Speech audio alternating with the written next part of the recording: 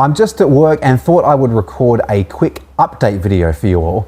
The last video I uploaded was my long run video, and the run itself went really well. Very happy with how it went, but I was very worried about the shin splints. It felt fine during the run, but as it turned out, as I suspected, the aftermath of the run was not good.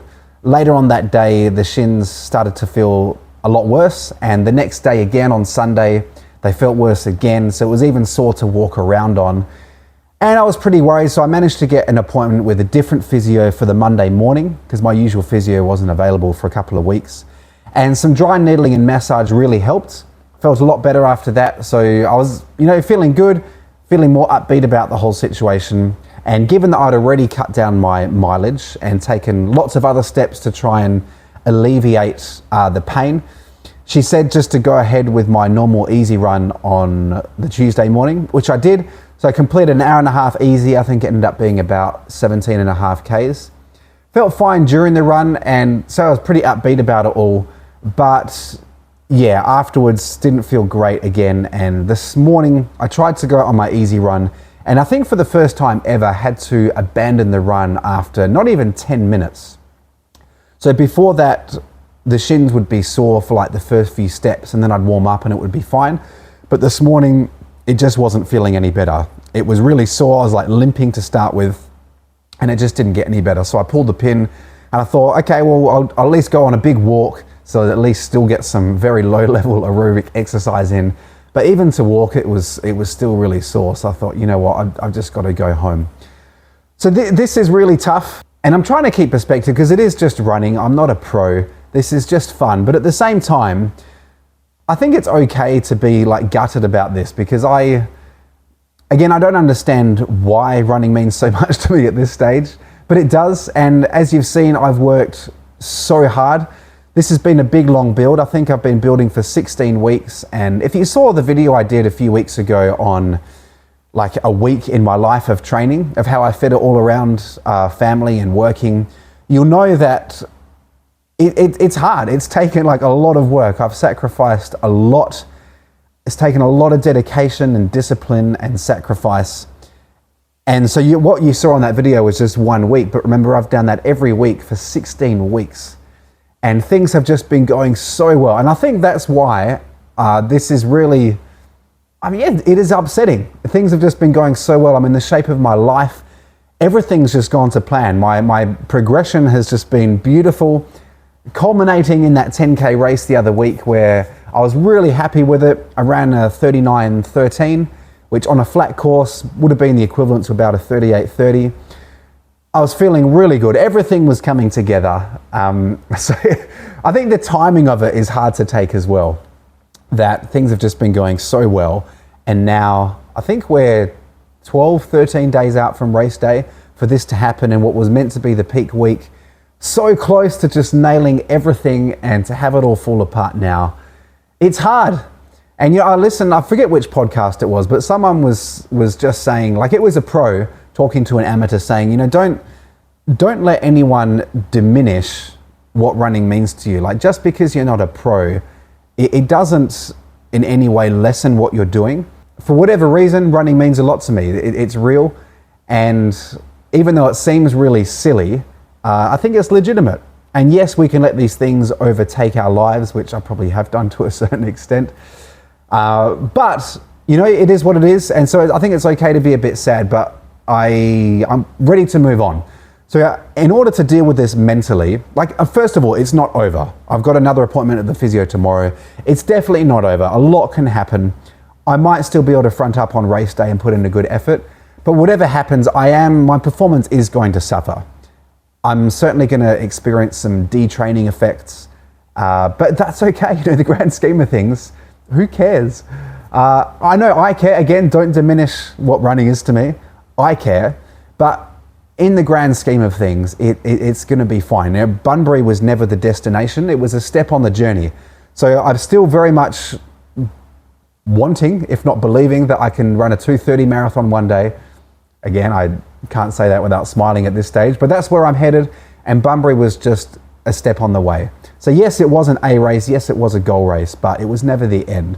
So my focus now is to not do anything stupid to recover, because the last thing I want is for this to turn into like a stress fracture, because that's a lot more serious. So I want to recover. Hopefully I can still rock up on race day and give it a good go. But my focus now is just recovering as quickly as possible. So I think in my mind, to deal with it mentally, I think I've let go of Bunbury as an A race, which is really sad after 16 weeks of grueling work. Really sad to say that, but I've let go of Bunbury as an A race. I hope to still race it, we'll see. But I think either way, it's going to be fine. And in order to have something to work towards, because what's happened is since Sunday, where I started to get really sore, like there's been a big mental shift. It's really interesting. Hey, like when things were going well, I actually found it, well, not easy, but I was able to be as disciplined as I need to be across all areas of my life because I could see progress, like everything was going well. But now with this significant hiccup, I really fell off the bandwagon the last few days, particularly with diet. Like I've had 3 days in a row of pretty severe binging, and that's all mental. That's all because it's just been this big blow to my confidence, to I think my self-esteem as well, just to everything. Like it's just been a big bump in the road, and my response to that hasn't been good. So my focus now is to stay under control. Like it's fine. It's not the end of the world. I might still rock up to Bunbury and put in a good effort, but I need to focus on keeping the diet under control, not letting myself go, and also cross-training well. So I can't remember which video I did, but I mentioned a while ago that I came across some studies where they were kind of testing various forms of cross-training and its effects on runners, and which is the best form for maintaining fitness for runners when they're injured. And it turns out that deep water running is very much the best way of maintaining fitness. So they did this study with, I forget how many, I think it was around 27 or 30 elite runners. So these guys, you know, they were the real deal. So it wasn't just like an amateur running 20 Ks a week or whatever. These guys were serious professionals, and they were all injured. Well, no, they weren't all injured, but they all agreed to participate in this study. So they didn't do any running at all for 8 weeks. No running, just deep water running. And for every single one of them, they all maintained or improved their fitness just by deep water running.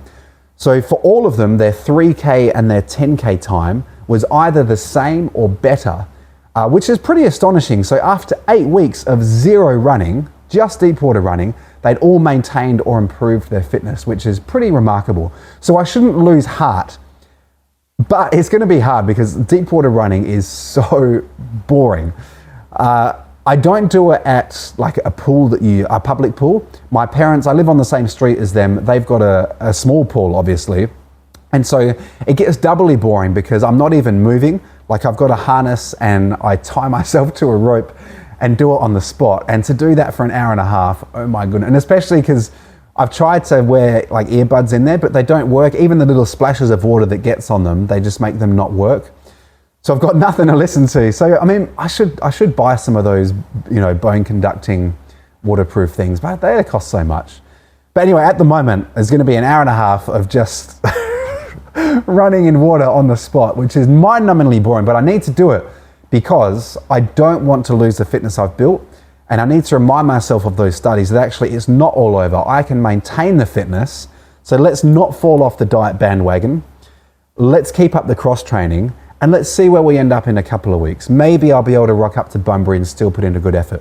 But also what's going to keep me going is, I've had booked in for a while actually, the Joondalup half marathon. So that's in 8 weeks time. So I'm thinking, okay, maybe that could now be my A race. Even though I'm not going to have a full build up to it, maybe in my mind if I have that as my target, because I've never actually raced a half marathon. So I've run plenty of half marathons, but only in training. So I've never gone full send for the whole half marathon. So I'm thinking maybe that Joondalup half marathon could be my A race, and that's going to help me deal with it mentally. So I just need to keep focused on that. But yeah, this isn't the video I wanted to make, and as I say, it's such a shame. In terms of why this happened, now initially I felt really stupid because I thought, you idiot, James. I mean, yes, I'm an idiot. But the immediate thing that I thought was, well, this is just the high mileage.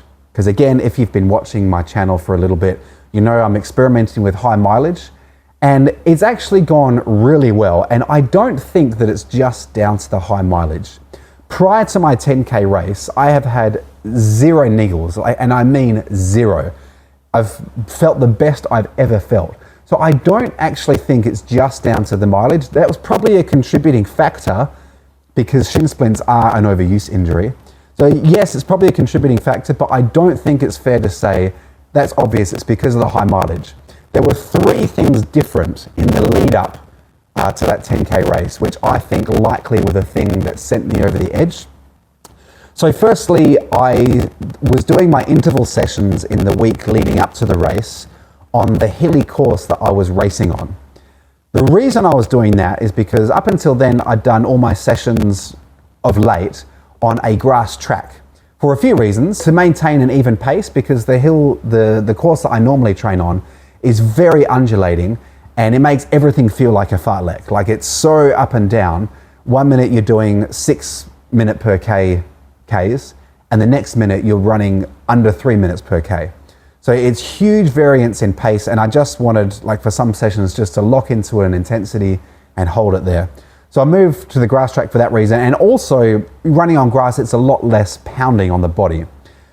For the week leading up to the 10K race, I thought, well, I'm going to be racing on this course, let's train on this course, which is all well and good, but that obviously is going to put a lot of extra strain on my body. And I had done interval sessions on that course before, but not for a couple of months. So for the last couple of months, I've been training on the flat, on grass. So for that week, I was on the hills, doing sessions, going hard, going fast. So that would have been putting extra strain on my body. Also that week, yeah, it was that week, I changed my strength program again as I moved into the final race preparation phase of training. And so I moved out of training for general strength into explosive power. So what that meant is, again, just a lot more strain on the body. And I increased my plyometrics by quite a lot. So more plyometrics, more explosive work where I'm jumping, putting a big strain on my calves and my whole lower body, basically. So that was another factor. Also, that 10K race itself. Even though I didn't do a long run that week, I still came into that run, I think, with about 120 Ks in the legs. And as I said, it was a really undulating course, and to do an all-out effort, even though it was only 10K, a lot of pounding. Because looking at my data, yes, there were sections on the really steep hills where, I'm doing 5 minutes 30 per K. And then there are sections going down the hill where I'm doing like 2 minutes 50 per K. So a lot, and different angles, different muscles, a lot of pounding on the body. So my feeling, again, I'll never know for sure, but my feeling is that those three changes for that week were the thing that sent me over the edge, within the context, of course, of high mileage. So I was probably skating right at the limit before, but it felt like it was safe, like it was okay. I wasn't having any pain. And then with those three changes, the increased plyometrics and explosive work, the doing interval sessions on concrete and on hills, and also running a flat out 10K, I think that just sent me over the edge. That's pure speculation, I don't know, but that's what it seems like. So I need to make sure that I deal with this well, again, not to let myself go, to keep going. This is just one step on the journey, and also to keep things in perspective. Like, it's okay for me to be upset, but you can probably, even in, this is kind of therapy. Even in the course of this video, I kind of feel better now. I've let go of Bunbury as an A race. I've got this half marathon in Joondalup. My focus now is going to be on getting better properly. I'm going to switch my strength program back to just, again, trying to build a more robust chassis. And then we'll just get back into it and get back into enjoying running. I spoke before about how if you've seen the video I did where I went through a whole week of my training, you would have seen just how much I've sacrificed during this training block and how hard I've worked. And I guess this would be a good point. My wife doesn't watch these videos, but I'll tell her to watch this one. Kirsty, thank you so much for supporting me in this. I know it's been a lot, and I personally think it's probably been too much. The afternoon sessions. Going forward, I kind of decided on this a few weeks ago, I realized that doing those triple sessions where I'm doing the big one in the morning, come home and do a run, and then I do weights, it's not something that I want to sustain, because I realize it is having an impact on the family, and you guys are always going to come first. But thank you so much for supporting me this far. It means a lot. You're a legend. I honestly couldn't have done it without you. The fact that you hold down the fort. But yeah, I do want to get better at being around and, you know, doing dinner some nights of the week. Although you guys should just eat what I prepare. I've offered many times. But anyway, I want to be around to help out more in the afternoon. So I don't plan on keeping all the afternoon sessions going forward. But thank you so much, Kirsty. It means a lot, and I know it's cost you as well. So thank you, and thank you to the kids for all the same reasons. I don't enjoy having less time with you. I really don't. But for whatever reason, this is important to me, and as selfish as it feels sometimes, I actually think that overall it's a good thing. But I am aware that it's this experiment. It was never going to be long term, but it has been quite all-consuming. I'm not an elite athlete, in case you hadn't noticed. But this has been a really fun experiment, and I just love training. High mileage has been shown to have a big impact on performance, but it has a big impact when you can do it sustained over a long period of time. So would it have made a difference over this block? I don't know. I mean, I feel it probably has, but it has a big impact when you're talking about doing it for months and months, years at a time. And I don't want to train like this for years at a time, because I will just miss out on too much of my kid's life. And yeah, it's just not who I want to be. So, you know, and also it's very debatable as to whether or not it's actually going to do me personally much good, because I'm very early on in my running journey. I've been running for 2 years. No one else is doing 160, 170 Ks a week, having only run for 2 years. And there's probably a very good reason for that. There's probably actually not much point. But it was a fun experiment. I like experimenting on myself. I like pushing myself hard. So it has been fun. I'm not going to do it going forward. But anyway, I need to shut up. I've been talking. I am at work. I need to do some work. But I wanted to give you an update. Not the update I wanted to give, but everything's going to be okay. Thank you for supporting the channel. If you've made it this far, look, I never ask people to subscribe, but you know, it'd be great if you subscribed. So I'll definitely keep you updated. I'll see the physio tomorrow. Maybe they'll say I can do the long run on Saturday, but I doubt it. Anyway, we might get to the start line at Bunbury. We'll see, but I'll see you in the next video.